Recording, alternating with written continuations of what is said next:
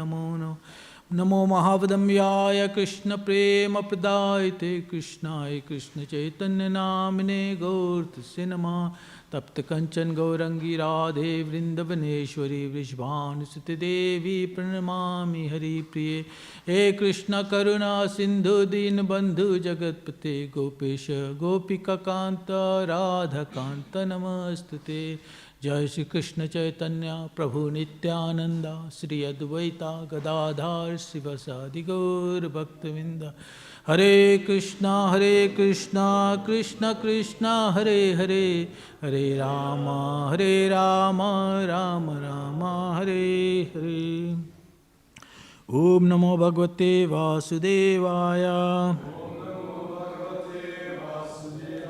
ओम नमो भगवते वासुदेवाय ओम नमो भगवते वासुदेवाय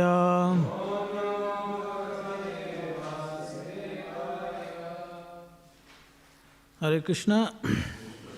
So today we'll be reading from Canto 6, Chapter 14, verse text 11 and 12. So we're going to be reading two texts. We're going to read the first one. Tasya bharya sahasranam Tasya bharya sahasranam Sahasrani dasa bhavam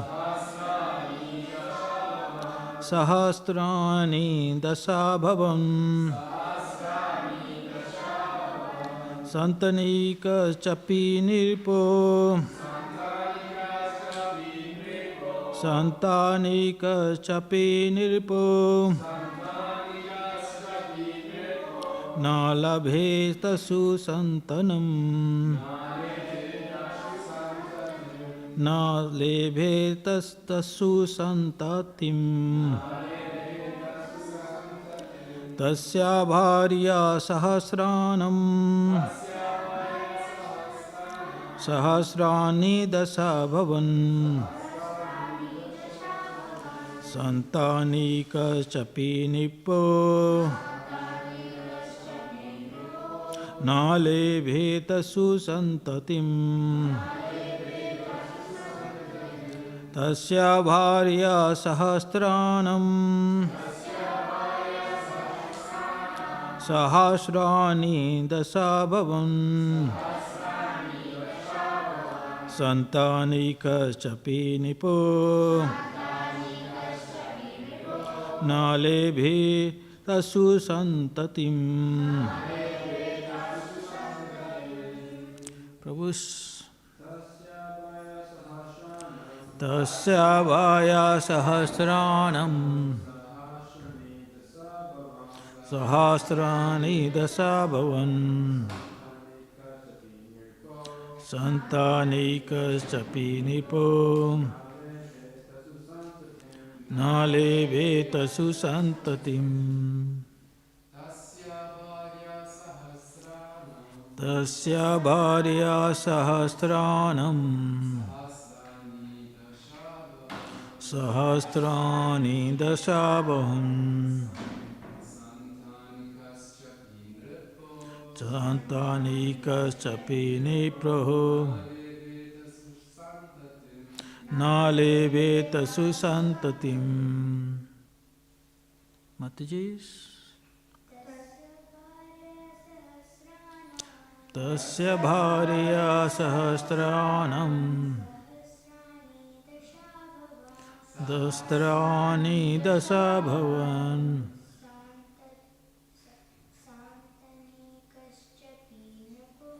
Santanikas chapi nipo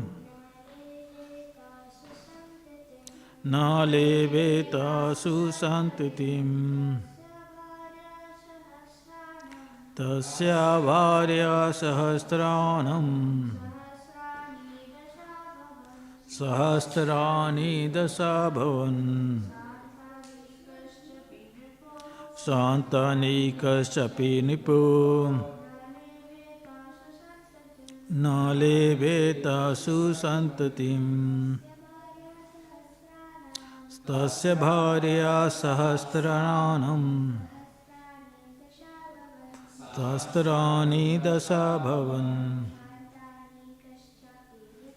Santani kaschapi nipo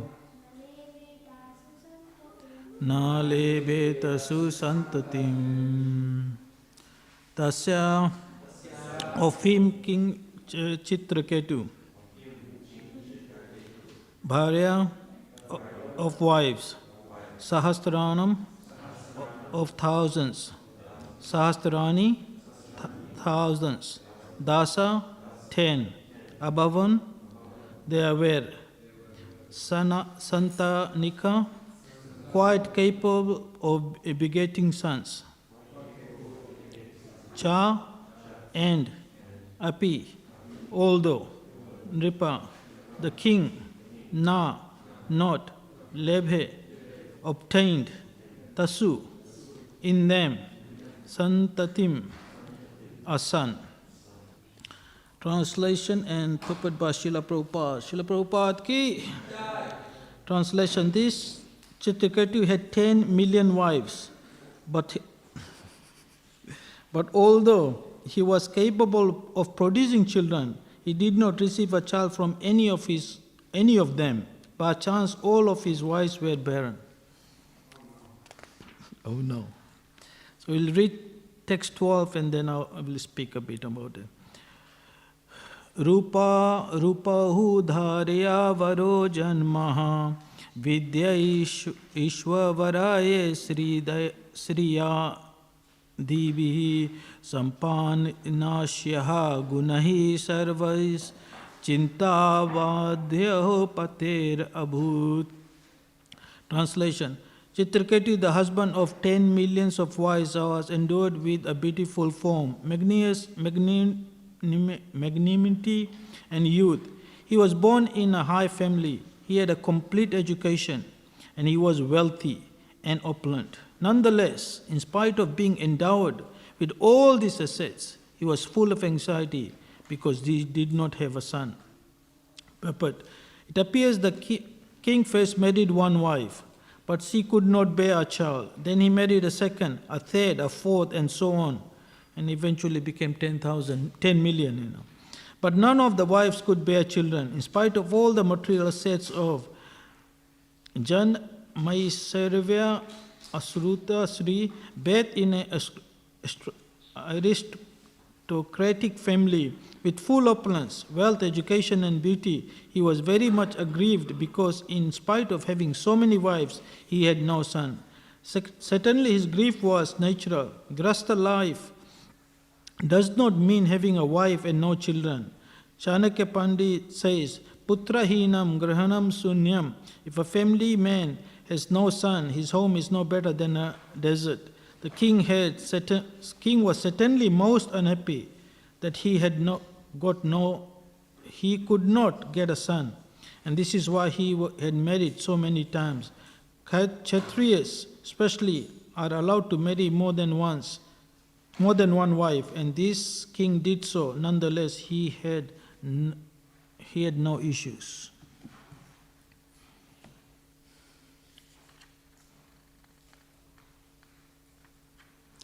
So we have read this, that Chitraketu actually becomes, whom does he become in his next life? Vritrasurya. So this is going back and this is a flashback of what actually happened, So he had how many wives? 10 million wives. And he could not have children from any of them. So today, what was that, Prabhu? Today my class, I thought I'll be giving a class. Why was he so desperate to have a son? Why do people want to have, especially if you look at in India, And this is 10-year-old history, so it might have changed now. In China, because they have got only one-child policy, right? So everyone wants to have a son, or most of them want to have a son, right? So every time a woman gets pregnant and she has a daughter, what do? They abort the baby, right? It came to a point where in China, there are 20% more males than females. So 1 in 5 male would never find a partner to get married. Whether they want to get married or no, not good. And I was watching a documentary in which what was happening was the males, the boys, they take their biodata and they go to this street where all the mothers of these girls are sitting there and they look at the biodata and say whether that boy is suitable for that. You have to be rich, should have houses, you have to be well educated. If you don't meet the qualification, forget about meeting the girl. That's how bad it is now. Now in India, this is very, we see that everyone wants to have a son, And what is the reason for that?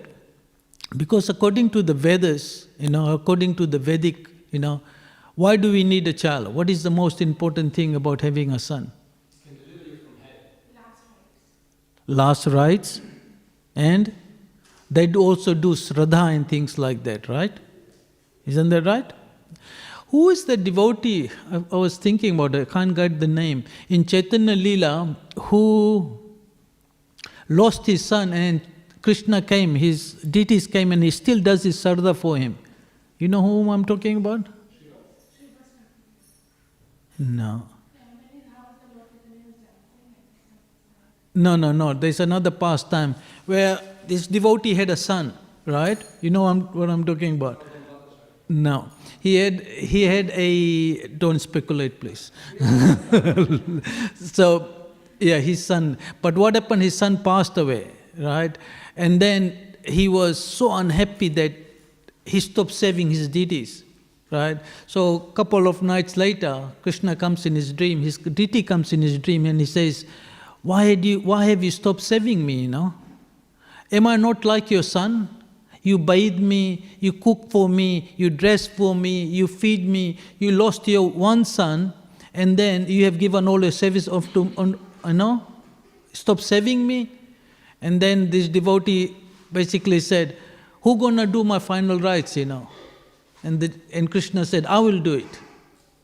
And then he got up and did bathe him, cook for him and everything. And since then, even on his disappearance day, the deity still performs that pastimes there. So you go to the temple on that particular day, it's just like his disappearance day. And he dresses up, the deity is dressed accordingly and everything. He squeezes grass on his fingers and things like that, So this is Krishna, So my thing is that, who are these people who want this, somebody to their final rites, to do Shraddha. During Pitrupak, much about Pitrupak? It's about 15 days period where we offer Shraddha to our forefathers. Arjun says in Bhagavad Gita, is one of his reasons, I think it's first canto or first chapter or second chapter, where he says that why he shouldn't be killing those people. He said, if we kill all the males, then all the females will be left, right? And they're going to have children, illicit association, and will have illicit children, illegitimate children, And who going to do the Shraddha? If they don't do Shraddha, then the whole community is going to fail, right? So in this age, in India, in certain places, people still do that. That 15-day period, right, just before, yeah. And in Fiji, I remember my uncle used to do it, but after that, nobody does it, right? So what this happens is, at this time, what you do is you process this, you worship Lord Vishnu, and that prasadam is given to the Vaishnavas, right? In Fiji, what they do is they cook whatever that person liked, right? There's no pandit or anything involved, and then they put some food under a tree or something, hoping that whatever that ghost is going to come and eat it, So the idea is that if our forefathers are stuck somewhere in a subtle body, right, or they are stuck in the Pitrulok or in the hellish planet, by worshipping and doing this puja on his behalf, he gets liberated from that stage and he gets a physical body so he can move on. That's the idea behind it. But what is the guarantee now that our children are going to do that? Right? So my class is basically, what I want to tell you is that don't take chances, Now most of the devotees from the Western world even don't understand what I'm talking about, because you are not exposed to all these things, So what you have to do is, you have to become a devotee. Because when you become a devotee, then you don't have to worry about all this. Okay? Why? Because in the Śrīmad Bhāgavatam, Canto 11, Chapter 5, verse 41, this is a very common quote that you'll hear from, you might have heard the realization. Devrisi bhuta paha nirupnam pitranaham nakin karo nayam rishni charajan sarva atmaya saranam sharayam gato mukhadam parihitya kartaham. Translation: O king, one who has given up all material duties and has not taken full shelter of the lotus feet of Mukunda, who offers shelter to all, is not indebted to the demigods, great sages, ordinary living beings, relatives, friends, mankind, or even one's forefathers who have passed away. Since all such classes of living entities are part and parcel of the Supreme Lord, one who has surrendered to the Lord's service has no need to save such persons separately. So if we have surrendered onto the lotus feet of Mukunda, Mukunda means, what is the meaning of Mukunda? Yeah, the one who gives liberation. So if you have surrendered yourself to the lotus feet of Mukunda, then you do not have to do all this other stuff. You have no obligations, or you're not indebted to the demigods, the great sages, ordinary living beings, relatives, friends, mankind, and even the forefathers. Right? But one who has not fully surrendered to the devotional service of the Lord undoubtedly has many material duties to perform.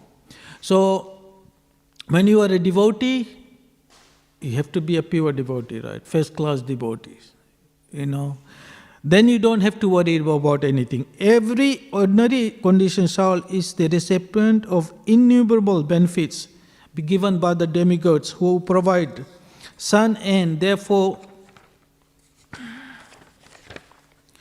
moonshine, rain, wind, food, and ultimately one's own material body. So the demigods, without the sun, we can't see. Without light, we can't see. So they give you that. What does moon do?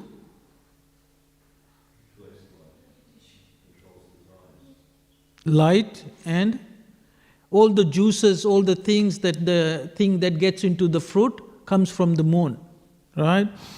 Food stuff, wind, we take for granted that we can always breathe, Oxygen is always available, but somebody is providing all those things, And our own material body, this is all given by the demigods. So if somebody gives you something, then there's a reciprocation that you have to retain something in, right? So this is why we have to worship them.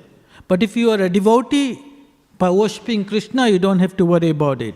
In Bhagavad Gita, it is stated as Snehana Saha, one who does not reciprocate with the demigods by offering them sacrifice is a stena or a thief. Because the demigods give us something, and if you don't reciprocate with them, then you are actually stealing, you are a thief. Similarly, other living entities such as cows are providing us with innumerable delicious and nutritious food stuff. We are also indebted to so many animals like cows and bulls, Now, we still get milk from the cows, the yogurt and everything, that comes from mother cow. In the old system, the bulls used to plow the land, but now it's all machines and everything, So we are still indebted to them. When we wake up in the morning, our mind is refreshed by the sweet singing of birds. And on a hot day, we enjoy the cool side of breeze of the forest trees. So even animals like birds and, give us nice music. The rooster crows in the morning, it's the alarm system, We don't know about all this. We don't hear a lot of this because it doesn't happen in the city areas, If you go to the remote areas, you see the beautiful sound of the birds singing in the morning, the roosters and everything, rather than sitting under the fan or in the aircon building, you sit under the trees, nice breeze, everything. So all these things we are indebted to, right? We are accepting services for innumerable living entities, and we are obliged to repay them. Apta means one's own family members, of whom one is certainly obliged according to normal morality, and Nirnam means human society. So our forefathers, even taking birth in a particular dynasty, we are indebted to all of them. We inherit so many things from them. Our parents look after us when we are little. We are indebted to the society, the government who protect us. The people who build the roads, schools and hospitals. You keep on counting how much we are indebted to everybody. Until one becomes a devotee of the Supreme Personality of Godhead, one is certainly a product of his society. So unless you become a devotee, you have to repay all of them. If you don't repay them, then you keep coming again and again in this material world to repay them, We receive mundane education, culture, tradition and protection from the society in which we live, and thus we owe a great debt to the society. Of course, our debt to society is not simply to the present order, but to all our forefathers and ancestors who carefully preserved moral and social customs so that we, their descendants, could live peacefully, So it's a long process, It's a lot of people are involved in all this.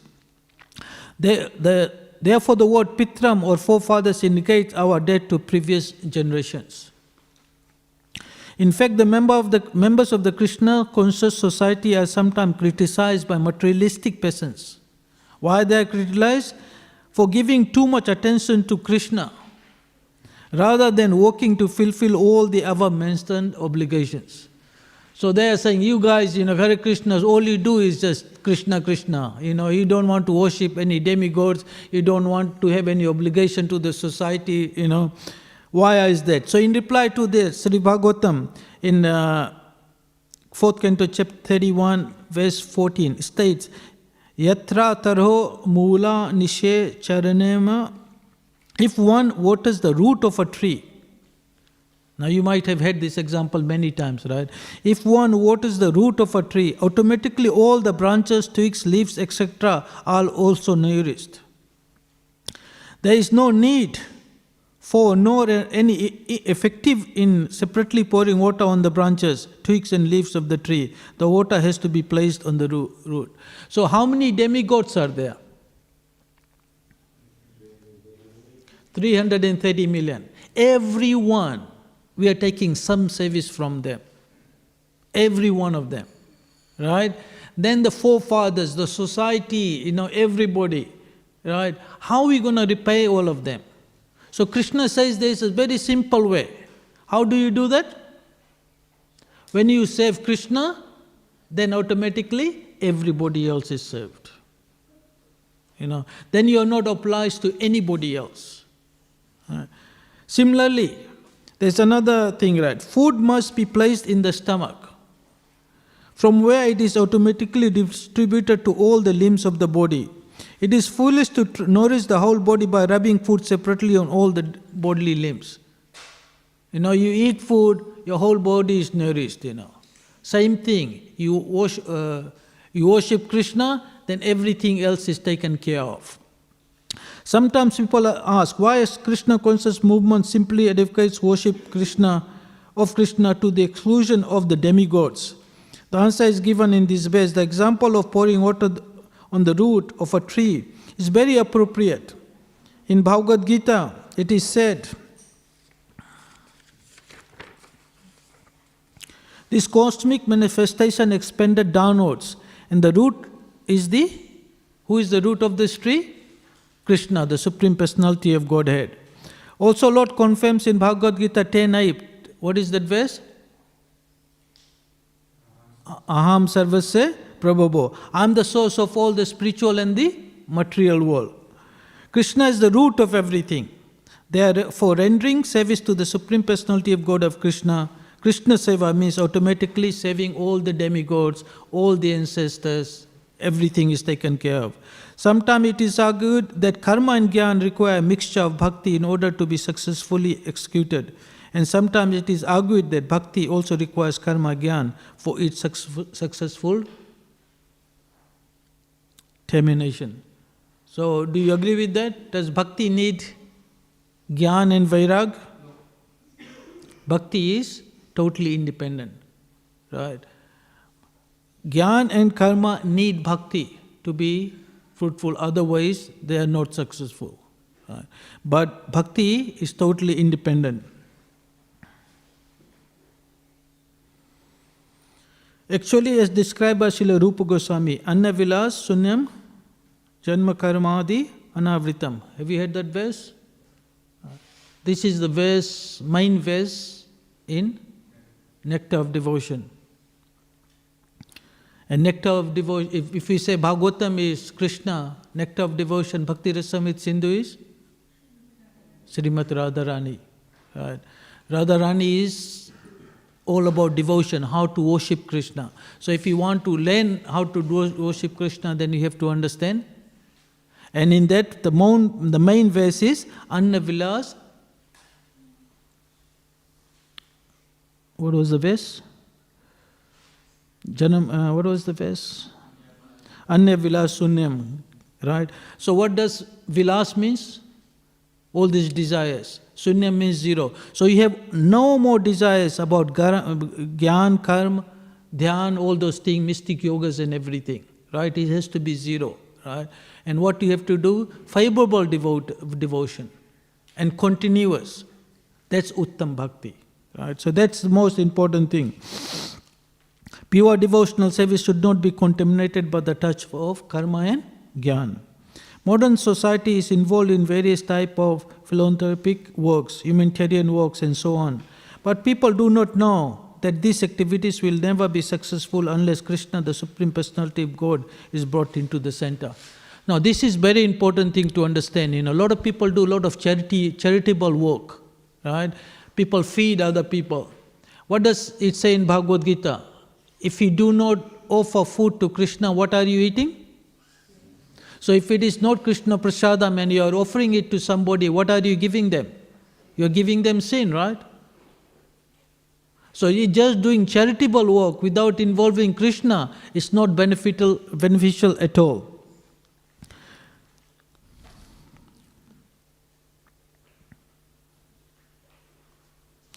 One may ask what harm there is in worshipping Krishna and the different parts of his body, the demigods. And the answer is also given in this verse. The point is that by supplying food to the stomach, the indriyas, the senses are automatically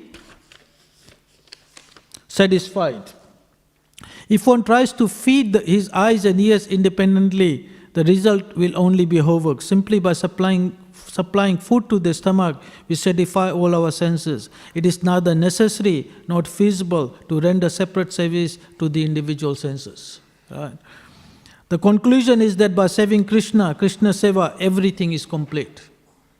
So the idea is, rather than depending on others, thinking about your son, how they're going to help you, or the society, we should not take chances. We should try to actually do our best so that we can get out of this place, out of this material world. As confirmed by Chaitanya in Chaitanya Charitamrita, Krishna Bhakti Kaile Sarva Karma Kriya Haya. If one is engaged in the devotional service of the Lord, the Supreme Personality of Godhead, everything is automatically accomplished. The same thing is coming again and again, By doing Krishna Bhakti, by doing devotional service to Krishna, you do not have to worry about anything. So you have to get this out of your head that I have to do this, I have to look after my parents, especially those who have dedicated their full life. How are you gonna? You should not worry about that. You are not indebted to anybody, if you are full-time. But as a grasta, if they are devotees, then you should look after them. It's important. Similarly, the Supreme Personality of Godhead, Krishna, is the source of all existence. Everything is emanating from Krishna and everything is maintained by Krishna, and at the end everything will merge into Krishna. The Supreme Personality of Godhead, Krishna, is the supreme benefactor, friend, protector and well-wisher of every living entity. And if he is satisfied, then automatically the whole will become satisfied, just as all the bodily limbs are strengthened and satisfied when food is duly emitted to the stomach. Now we hear about that pastime, What is that pastime where Krishna got satisfied and the whole world got satisfied? Grain was arrived, the pastime where the Pandavas.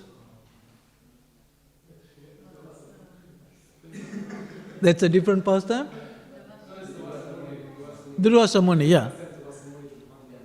Yeah, when Durvasa Muni went there, yes. And the Pandavas, they were there in the barn, and Akshay Patra, right?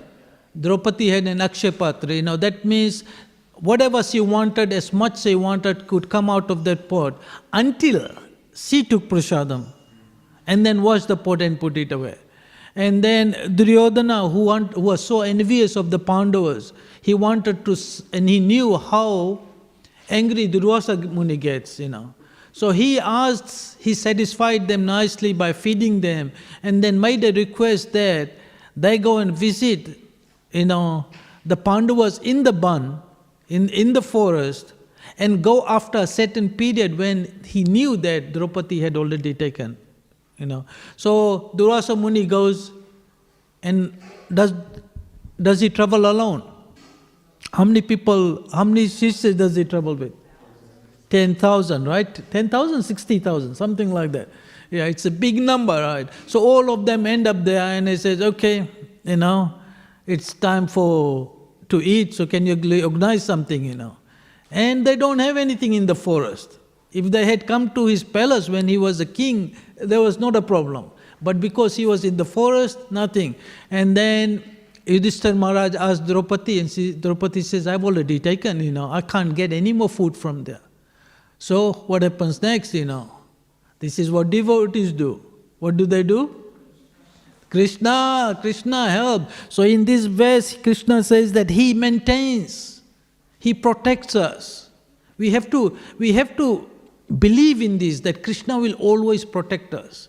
The more you are convinced with that, the more Krishna will protect you. Because that means the more you're going to surrender. Now she was completely surrendered to Krishna. So Draupadi called Krishna. Krishna was having his meal in Dwarka, Chappan Bhog. He said, oh, I have to leave all this, I have to go because my devotee is calling. And then he goes there and said, Draupadi, I'm very hungry, I left my meal because you called me, can you give me something to eat? And then Draupadi started crying, this is the nature of women, They cry and they get everything, So she was crying, and then Krishna says, I've already eaten, there's nothing left. He said, get me a pot, there might be something there. And he saw one little piece, one grain of food there. And Krishna ate, and everybody got satisfied. And then the pastime, Bhim was so angry at that time, he was because of being cheated. So, and he had the power of 70 elephants, So wherever he went, he would get angry, he will destroy everything, throw the trees and everything. At the same time, Bhim was coming from the other side. And all these rishis, they were all fully satisfied. And they were thinking, oh, it's late, we have to go and eat, but we are all full, what are we going to do? And then they hear Bhim coming through, and they said, okay, let's run, let's get away, So this is how Krishna protects his devotees. So by satisfying Krishna, we don't have to worry about anything. But you have to have complete faith, Until we have faith in, our own ability, our society and everything, then Krishna, what can Krishna do, Like that.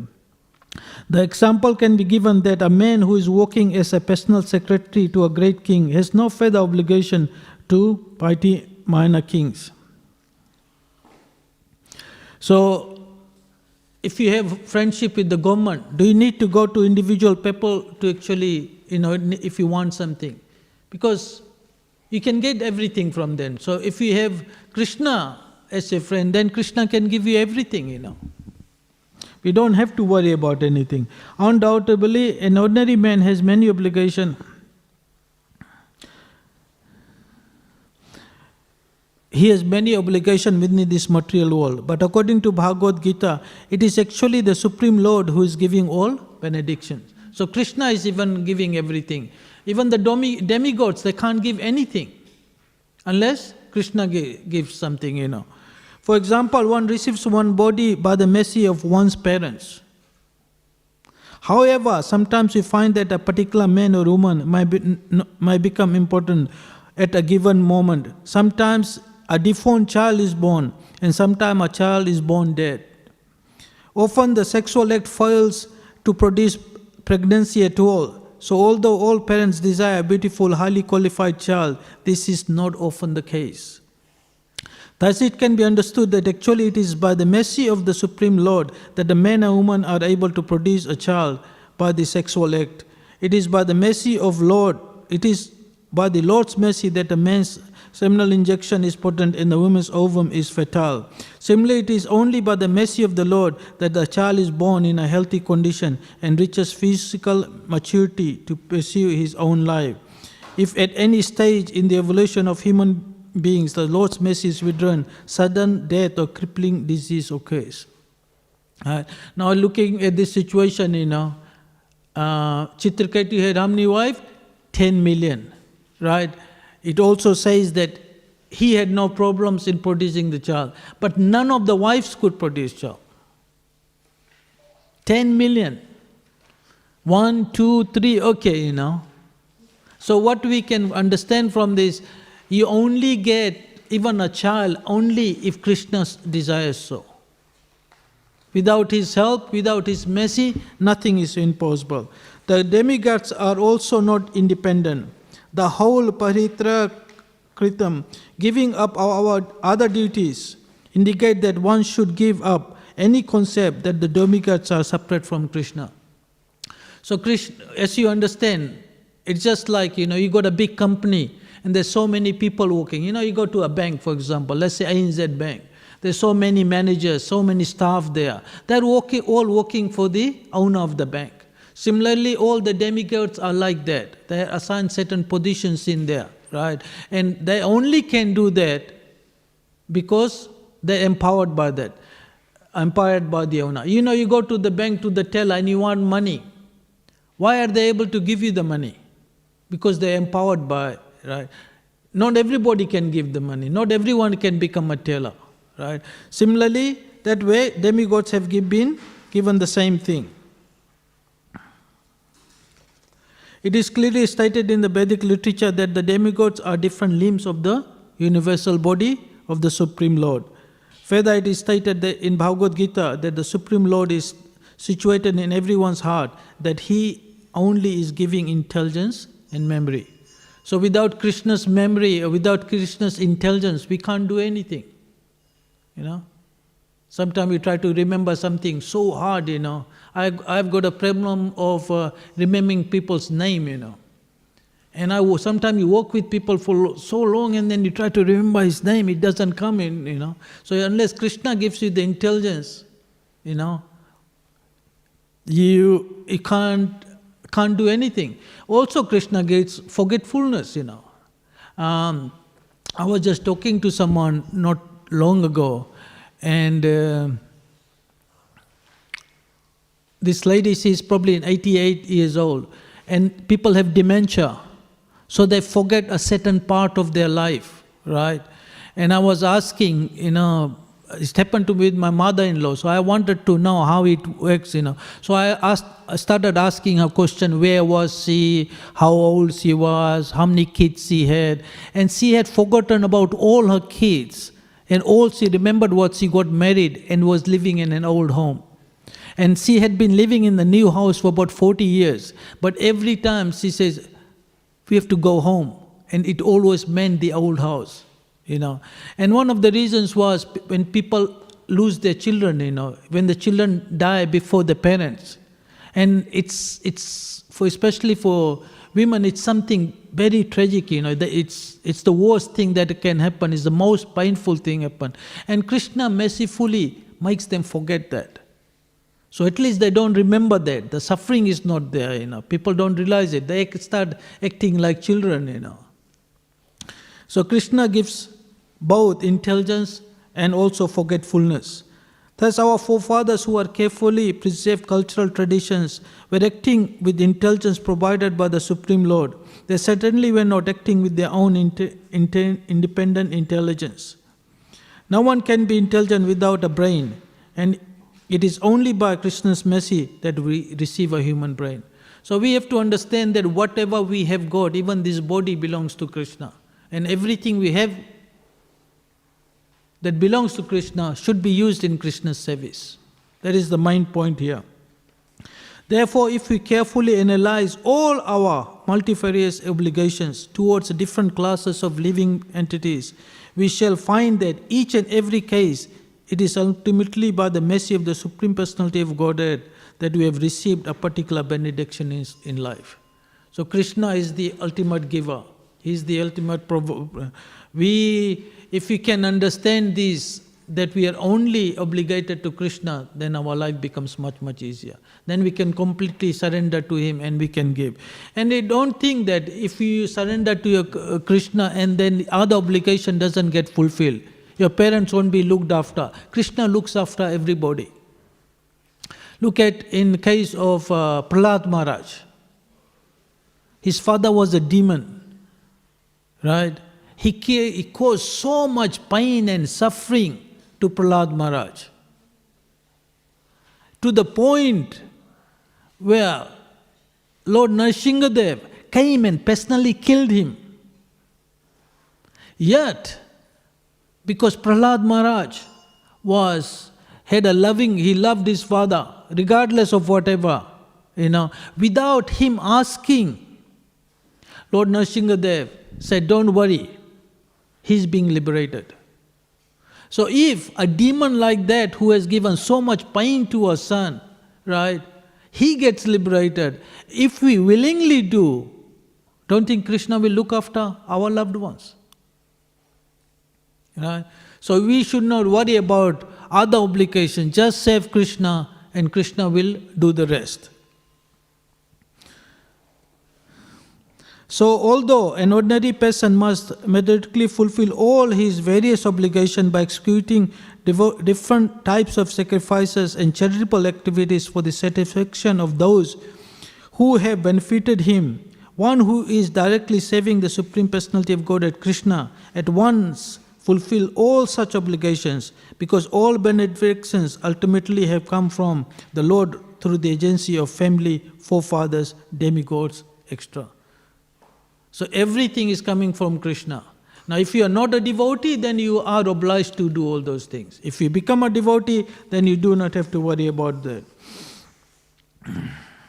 The example might be given that sometimes a state government might distribute benefits originally provided by the federal government. So one who becomes the personal secretary of the minister or the chief executive of the federal government has no further obligations to the less important representative of the state government.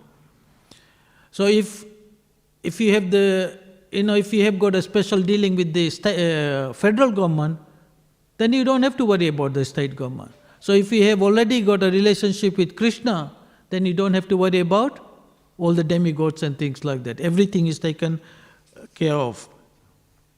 In Śrīmad Bhāgavatam, chapter Canto 10, 29, it is said that as long as one is not satisfied by fugitive activities and has not awakened the taste for devotional service by hearing and chanting about the Supreme Lord, one has to act according to the regulative principles of the Vedic injunctions. So unless you become a devotee, unless you have an attachment for Krishna, you have to do all those things that we have been talking about.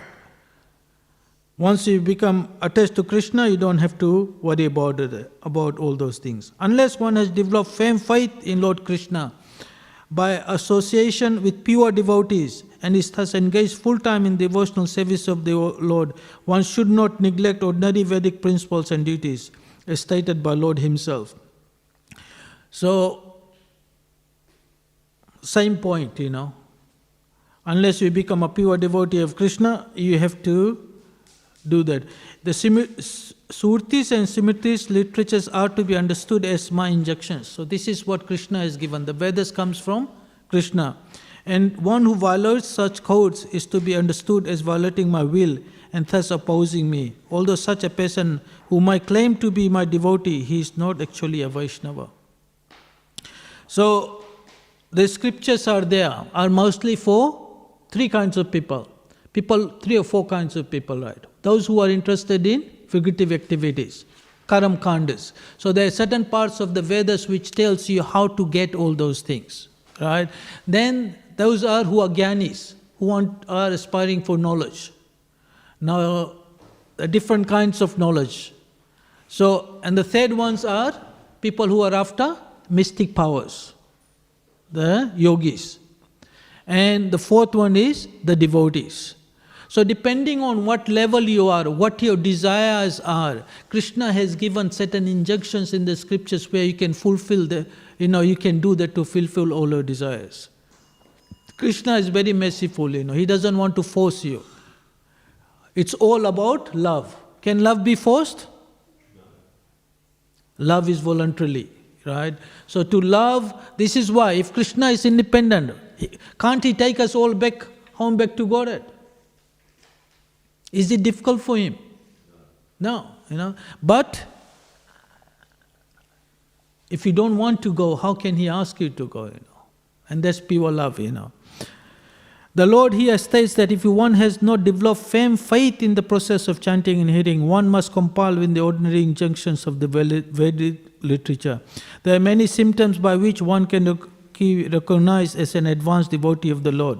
In first canto of Śrīmad Bhāgavatam 1-7, it is stated, Vasudeva Bhagavati Bhakti Yoga Prayojitaha Janayati Ashu Vairagyam Jnana Cha Yad Ahut Kritam.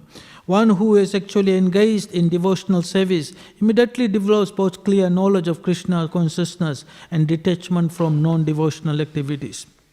So, if you are devoted to Krishna, both knowledge and detachment gonna come. You see the devotees, as you are in the movement for longer and longer, as you spend more time in Krishna consciousness, as you have more association of devotees, as you read and listen to Bhagavatam and lectures from pure devotees, as you worship the deities more, all your desires starts disappearing. All your material desires start disappearing. Your life becomes much, much more simple,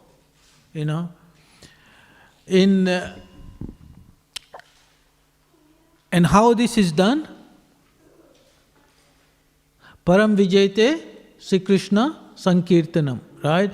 So when we chant Hare Krishna, Krishna Krishna, Hare Hare, Hare Rama, Rama Rama, Hare Hare, all your material desires, your Chetana, your consciousness gets purified. And all your sins are destroyed. How is it destroyed? Just like if there is a forest fire. Right? Forest fire doesn't need anything, just rubbing of two bamboos creates a spark, and next thing the whole fire is going. Can you stop a forest fire? Right? The only way it happens is by rain. So the rain stops the forest fire. Similarly, we have got so many sins in our life, we have committed so many of those, even pious activities, because pious activities means that we have to come back to this material world. And coming back to this material world means more suffering. So, by the mercy of the spiritual master, all this is destroyed. And who is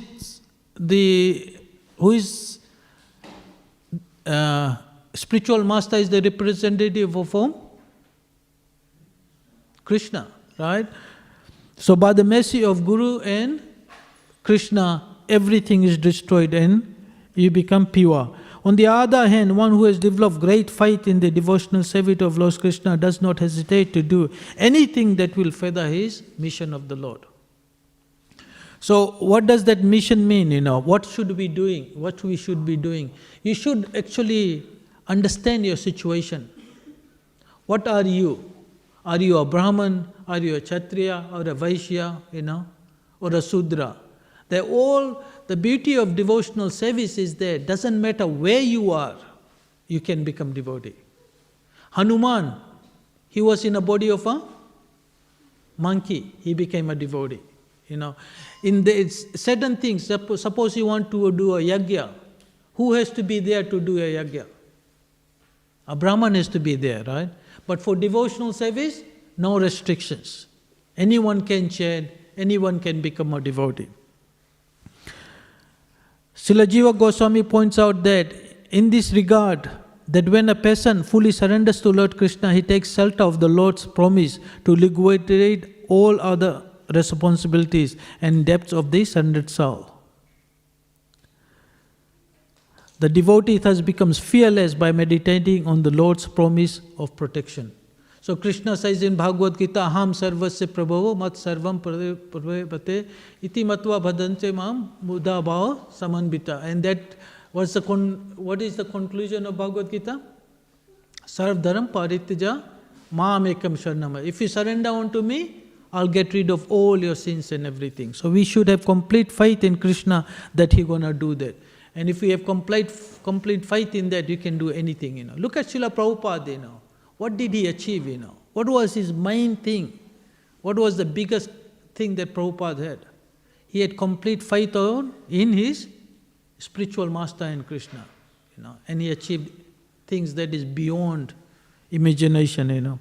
Conclusion: that one who is fully surrendered to the devotional service of Lord is a first-class human being. People in general are only eager to receive benediction from demigods, family members and society, because such benedictions are conducive to material sense gratification. So, stop thinking about material thing, Try to focus on Krishna consciousness, Whatever you are supposed to get from your previous lives, you're going to get. You can't change what's going to happen in your life. The only person who can change is Krishna, So if you surrender to Krishna, all your sins, pious activities, sinful activities, all will be destroyed. Rather than depending on anybody else, your family members, your son and everything, all the things that I was talking about, you need a son to do all those things. But if you are a devotee, you don't have to worry about it. Take any comments, any questions? How much notes did you make? Yes, bro. I have a doubt. Yeah. So, in the beginning you mentioned that the distribution of food stuff that is not prasadam is useless. I can see where you're coming from. Yeah. And sometimes you use this language, which is quite hard. Yeah.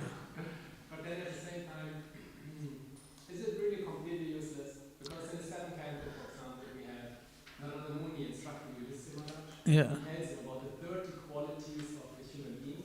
He's building it up. Like at the end, the last 9 qualities are basically the 9 person devotional service. But somewhere in the list, like in the middle or in the beginning, he mentions the distribution of food stuff to all living entities. He doesn't even mention prasadam, distribution of food. Yeah. So in that context, it does not seem useful. If you look at it in one sense, you get pious activities because you are giving food to somebody, right? Just like if you feed a Brahman, one of the reasons why a lot of people give food to the Brahmans or give food to the churches and places like that. Why? Because they have the desire to get many things in return many times more, right? But if you look at ultimately, if you look at pious activities also is a hindrance to our going back to spiritual world. So if you are not doing devotional service, right? I'm taking it to that extreme, right? If you are not doing devotional service, they say whatever you do, if it is not Krishna conscious, it's not worth it. Because the idea is to get out of this material world, right? The idea is not to prolong our suffering in this material world. You can get more stuff in, let's see the examples what's happening in this world, right? You see rich people. How did they get born in a rich family? What does the scripture say? Yeah? One option is they did a lot of pious activities. Right. And the second option is they were devotees and they fall down, so they were born. Okay. Now let's look at the ones who did a lot of pious activities, right? Then they get born in a rich family. Now, most of the people who are born in rich families, what kind of life they are leading? Very simple, right? So by doing all these things, pious activity, it doesn't mean it's a good thing, But at the same time, if you give them Krishna Prasadam, then you benefit greatly, because it's not pious activities, it's devotional service. And at the same time, they benefit, So if you look at sometimes Srila Prabhupada is very, is straightforward. He said, if it's not Krishna conscious, it's not worth it. Okay, second one. Yeah. So, because I understand, I really understand that straightforwardness, I also speak like that. Yeah. But I notice, especially being in Australia and preaching to the Australians and the rest of people, maybe the straightforwardness doesn't work anymore like it was in the 70s. In the 70s, Prabhupada would say that. But I just think if we say that, people from outside hear it, it will be very difficult for them to. See. This why I'm bringing this out. Yeah. Yeah. You mentioned that when your parents are old, when they're not devotees, then you don't have to take care of them. If you are a full-time devotee, then that's what I'm saying, Now you have to look after your parents, But you try to make them devotees. But if, for example, you are a brahmachari, you are in the temple, right? Then Krishna will look after them. Don't have to worry about it. You have to have faith in Krishna. He can do anything. What can we do? In the end, you really look at it. What can we do, Since I had this COVID, I realized we can't do anything, Right? So if we have faith in Krishna, Krishna says that, He's going to protect us and He's going to maintain us. Maintaining means maintaining not only you, your spiritual and material, He will maintain other people as well, like that. Those who care for you. But you have to have that complete faith that He's going to do it, And then everybody comes with their own karma and things like that as well, But if you are a grasta, then it is your responsibility to look after your parents, By looking after, if you are a devotee, you look after them, what do? You feed them, right? You look after them. What do you feed them? Prasadam, So if it is Krishna conscious, it's good, If it is not, as Prabhupada said, But this is Bhagavatam class. This is meant for devotees. When you are out talking with the other person, then you have to get to their level and you talk, That's why Vedas is not all about devotional service. It's not about pure devotion. It's talking about karma kanda, depending on what level they are. It caters for everybody, right? What we are talking about is Śrīmad Bhāgavatam here. Śrīmad Bhāgavatam is for the topmost people, It's the life of the devotees.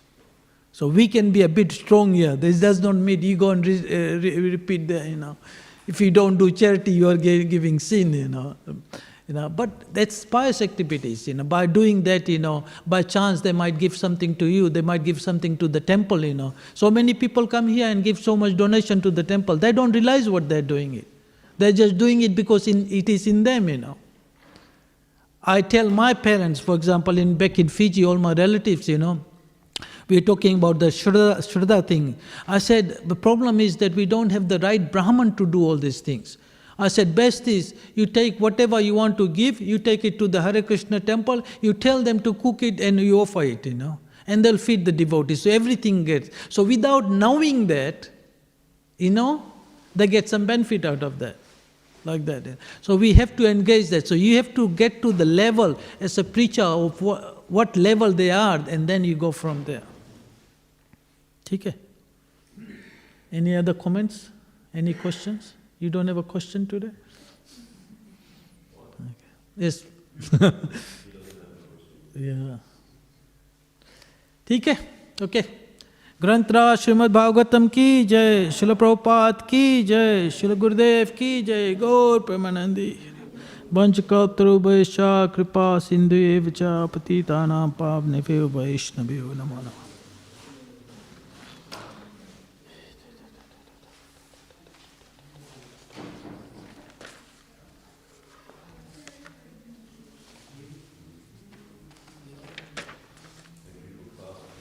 Thank you, Baba.